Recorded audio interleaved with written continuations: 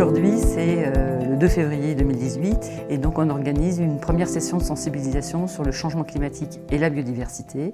Donc on fait appel à des acteurs qui travaillent sur ce domaine-là. Donc on a un spécialiste des poissons de l'Agence française de la biodiversité, un spécialiste de la végétation à travers le Conservatoire botanique national du bassin parisien et un autre spécialiste des oiseaux représenté par la Ligue de protection des oiseaux qui viennent faire état du changement climatique en lien avec ces thèmes. On constate des événements de plus en plus marqués, que ce soit d'étiage ou de crues, des étiages qui se traduisent parfois par des assèques, donc un assèchement du cours d'eau, et donc parfois des mortalités ou des poissons qui se retrouvent piégés dans des fosses qui sont peu oxygénées et qui présentent vraiment un risque pour la survie de ces espèces. Ça confirme malheureusement les tendances. Enfin, j'allais dire, il n'y a pas forcément toujours des bonnes nouvelles, mais c'est pour ça qu'on est là. C'est pour ça que, j'allais dire, on doit être les têtes de pont et le relais auprès chacun de nos sociétés pour justement impulser des dynamiques et faire prendre conscience aux autres qui ne sont pas forcément présents à ce genre de réunion. Au travers de ces exposés, ensuite, des tables rondes sont organisées de manière à ce que chaque participant puisse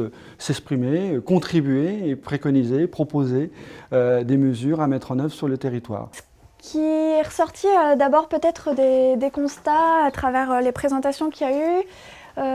Il y a eu certaines personnes qui ont eu le sentiment que l'agriculture était encore beaucoup pointée du doigt.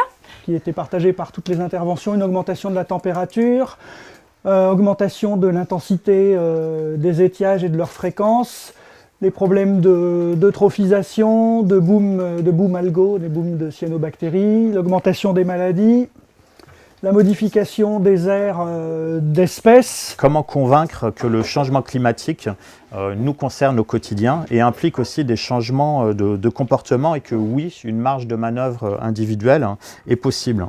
Toutes ces données, tous ces impacts impliquent une mobilisation de chaque acteur à son niveau et donc moi m'interpelle sur la nécessité du travailler tous ensemble, que ce soit le monde associatif mais également des institutions pour que chacun à son niveau on puisse travailler en synergie pour à tout le moins limiter les phénomènes qu'on peut observer. Pour finaliser cette journée, on va appréhender concrètement sur le terrain l'impact du changement climatique sur le milieu et une visite des lacs va être programmée.